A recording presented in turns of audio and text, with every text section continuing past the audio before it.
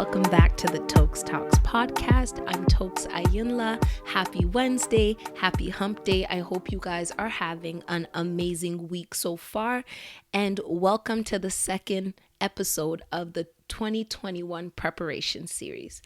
As we approach the new year, I wanted to help you guys get started on the right foot and with the right perspective. And we don't have to wait for the clock to strike midnight to do that. The best way to be prepared is to get some things done in advance so that the moment it hits, we can get right off on the right track. This week, we're going to be talking about having a business, which can be a side hustle or entrepreneurship, versus having a hobby. So, as you guys know, I am very big on fresh starts. Like every single new week, I'm excited. Every single new month, I'm excited. Every single new quarter, I'm excited. And of course, you guys probably guessed it, every single new year, I'm excited because it's the perfect time to start something fresh because it's easy to track. If you start something on a Monday, you won't have to remember the date you started. You just know it happened on a Monday. Or if you say I'm going to start this in September, it's easy to keep track because September ends and you'll be able to look back at what you did. And the same thing with the new year, right? And for those of us who have side hustles or who own our own businesses, the new year is a time to really take a look at what's been going on within that business and just actually ultimately deciding if you want to continue to run that business or not. Before I get into it, I just want to give a quick reminder to my business owners, side hustlers, entrepreneurs, anybody who has a registered business with the government. This is like the perfect time to really start accumulating all your taxable documents. Of course, the ones you can get your hands on. Go through your Amazon ordered and go look at all the invoices that can be taxed off. Anything you're paying for monthly, go accumulate, pretty much print or digitally separate those invoices to ensure that you don't have that stress that comes around tax season. And if there's something that you need that you haven't been able to get a hold of or you don't have, this is the perfect time to really call and ask those companies to resend you invoices or things like that. Because once it gets to the new year and the big boys start having their accountants, aka pit bulls, go after everybody and get those things done, you might not be able to get a hold of the people you need. And also, if you're trying to file your taxes as soon as possible, you want to make sure you have these things ahead of time so that the things that you may have even forgotten that you need to file or that you should file, you'll have enough leeway to maybe refresh your memory over time compared to if you book an appointment and the Friday before your Saturday appointment, you're there rushing to get everything. So that's just my little church announcement for you guys. It's something that I do and that I found very helpful on this self-employed business journey. I try to, as much as possible, do it monthly, where as soon as I get charged for something, for example, my Adobe Suite, when they send me that email, I immediately go onto their website, download the invoice and throw it into a 2020 taxes folder so that I have everything there. So when it's time to see my accountant, all I'm doing is sending him over a giant stack of papers and I can be sure that nothing is forgotten. But yeah, back to the main point, which is, do you have a business or do you have a hobby? And as I said, around this time of the year, it's when we really take a look at what's been going on. And if you want to really audit your business and see what happened this year, and if you could do something different, or if you want to, just look at the first episode of this series, which was the 2020 audit, where I give you guys some tips on just some steps and tips on how to really take a look at the year for what it was and assess it from an objective standpoint and really be real with yourself, whatever that means. So if your side hustle or business isn't generating what it needs, make sure you check that out. But another angle to the generation of, and when I'm talking about the generation of what it needs, I'm talking money here, right? Because you may be having the impact, but especially if it's a business and it's your livelihood, like when I say business, I mean you're straight up entrepreneur, you're self-employed. Side hustle is more so you still maybe work for a corporate body, you have an actual quote unquote regular 9 to 5 job as well as doing something on the side, right? So if you're doing that, part of the reason why we're doing that is because we want to make a living from it. You're not going to leave your job and become an entrepreneur to not be able to afford to make a living. That's usually not the goal, right? Because we live in a capitalist society and it's necessary to make money, to spend money, to survive, right? So if your business isn't doing what it needs to do, you might have to really ask yourself if you have a hobby or if you have a side hustle and not a business. Before I really get into it, there is absolutely nothing wrong with having a hobby. A hobby is absolutely okay. I have many hobbies, many things that I do for self-care, for fun, for peace of mind that will never, ever generate me a penny. And these things are very necessary to what makes me a whole person and what makes me able to do what I need to do in my work, right? So I'm not sitting here like insulting hobbies or saying that they're not important or anything or saying they're less than a business, but understanding the difference between the two is actually absolutely necessary, right? And where the problem can be is when you're putting your livelihood into a hobby. And that's exactly what I'm saying with regards to having a business that's supposed to sustain you, but it not doing that for you, right?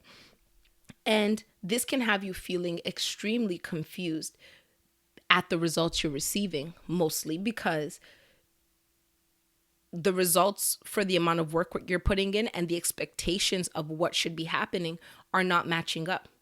If you've been self-employed for a few years now, like the first year is always horrible. I'm not going to sit here. And that's why I'm saying go back to the audit, right? Like some of the reason why you may have not had the success you expected to for 2020 may have been because of the pandemic. And with that being said, there are some people who flourished in the middle of the pandemic. Like I'm not going to sit here and speak for everybody, but that's why the audit is important, because you really tap into why and how you got the results you did, or why and how you didn't get the results you wanted, right? But in the event that your livelihood, which is your business, is not generating what it should and not giving you the necessity, it might be a hobby.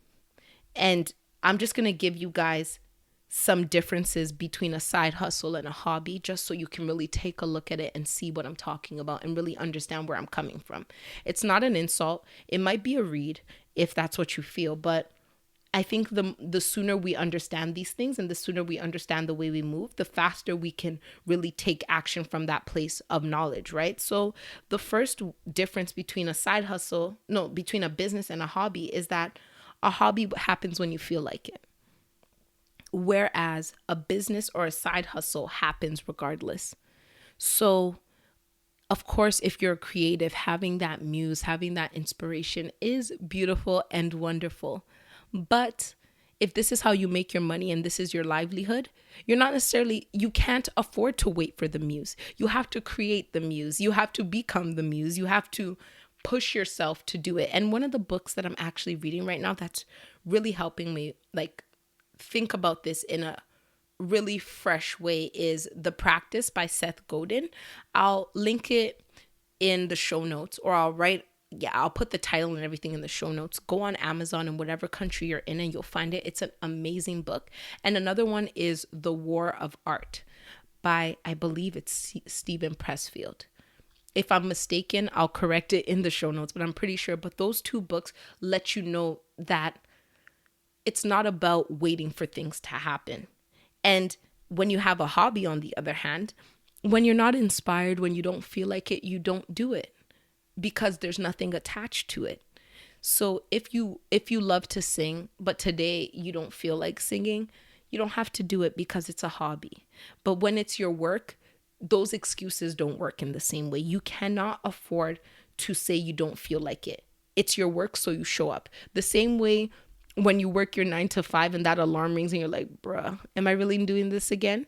You wake up and you get up and you do it. When you are a business owner, when you have a side hustle that you want to generate income, if your side hustle, you just want to constantly keep it a side hustle while you work your job, or if you eventually hope for your side hustle to transcend into full-time entrepreneurship, You need to put in the work like it's a job. This is not something you feel like. This is not happenstance, right? And that's what happens in a hobby. So I want you guys to really take a look at your work and what you're doing and see how you're moving. Are you moving with intentionality? Are you pushing yourself until it hurts sometimes? Are you pushing yourself outside of what you feel because you understand that obligation precedes feelings when it's a business?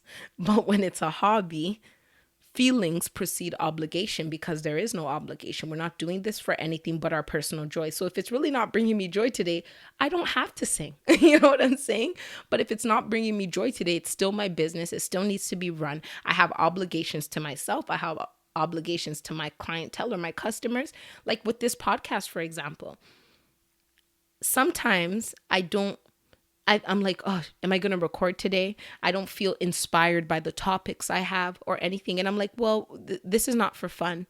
This is something that you're doing to give information to people. This is something that you're doing to put yourself out here. So even if it's not the most exciting topic, you have one, so you record. And I kid you guys not, my goal is usually to record on Tuesday before the episode comes out on Wednesday. But there are some times where Wednesday morning, I will have to wake up early, finish writing an episode and record. And if you go through and you listen, the times where my voice is a little more froggy, it's probably because I'm recording it at 8 a.m. when I want it to come out for noon that same day, right? But that's the difference between a business and a hobby. If I'm doing it for fun, I can throw it away whenever I don't feel like doing it, and I can pick it back up whenever, because there's nothing attached to it that is livelihood or dependency or contract. And when I say contract, I'm saying even contract to yourself, right? Like the reason why we wake up and go to work when we don't feel like it is because we signed a contract to be there Monday to Friday from 9 to 5 or whatever time it is, right? So we have that contractual obligation to constantly do this, whether we feel it or not. So it's the same thing with your personal business or your side hustle. You have to show up. And when you don't show up because you don't feel like it, you're going into hobby territory, which is fine, but be real with yourself, right? And the second one is that a hobby has no tracking. A business or a side hustle is tracked. You track your expenses, you track your input, your output, you track how people are reacting to what you're putting out there. You look through marketing, which I'm still struggling with, and all of that stuff, right? You can't say you have a business and not know what's going on with it, because then it's a hobby. And when I'm talking about having a business, I'm talking about something that's registered with the government, because that's also a part of having a business. If you're not going through the proper legal channels to ensure that your business is, one, not even just your business, you're protected on all sides. Because if you have a business that is attached to you personally, or you're working it through your name, and something happens, every single thing you personally own can be attacked, can be sued for, can be repossessed through that business. But when you separate your business out into an entity outside of itself, if your business is worth 10 cents and you are personally worth 10 million, if somebody sues your business, they cannot touch the 10 mil. And that is lovely, and that's protection, and that shows that you're serious about what you're doing. Because if you're really starting a business or already have a business and you're not even taking it seriously enough to separate it from what you're doing, that's already showing that, one, you don't take it seriously, because you don't even think it'll get big enough for those to be your concerns. And if it's not going to get big enough for those to be your concerns, it's probably not going to be big enough to give you, to be able to sustain your livelihood. So if that's the case, it's kind of more a passion project or a hobby. And you need to know what your operational costs are, what your business requires to run, and then also what you need to survive. One of the things I'm doing right now is I'm budgeting. No, I'm creating like a spreadsheet budgeter, pretty much, where I'm writing down all of my reoccurring bills every single month, writing down the extras that I know also come along every single month, probably going to put those in miscellaneous, and seeing exactly to the penny how much I need every single month to survive and to run my businesses. Because if we're not looking at these numbers and we don't know what we need, how do we know if our business is even doing what the bare minimum to keep us afloat as people and to keep itself alive as a business, right? So we need to be able to really track and understand what's happening. And if you're just doing a go with the flow type situation where, oh yeah, I made money this week, I didn't that week. If it's a side hustle, that could be fine. Like, it depends what you want for yourself, right?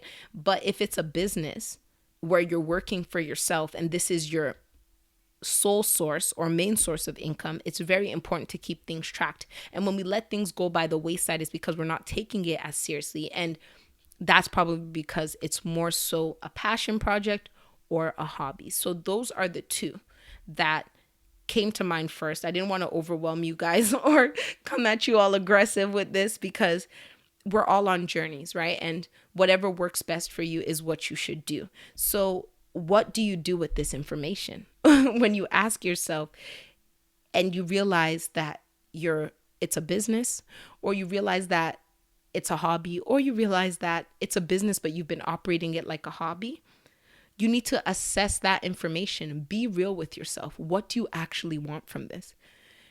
Are you doing it because it's nice to say, oh, I have a side hustle, but you don't really care for it like that, which is fine?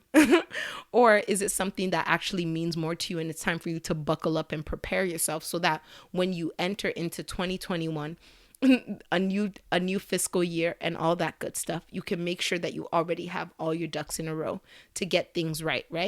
If you have your business and you've been living in the wild west of not incorporating, maybe it's time for you to incorporate. Protect yourself, because if your goal for next year is to make $200,000, $300,000 to be dealing with clients and doing all of these things, it's important to have some protections in place and some legal separation from yourself, right? So assess what this tells you and what you want, and be real with yourself. Be real in that assessment. If you've been operating as a hobby or as a passion project, and this feels comfortable and this feels right for you, keep going. Do whatever it is. And the second tip is move accordingly based on the knowledge of that assessment.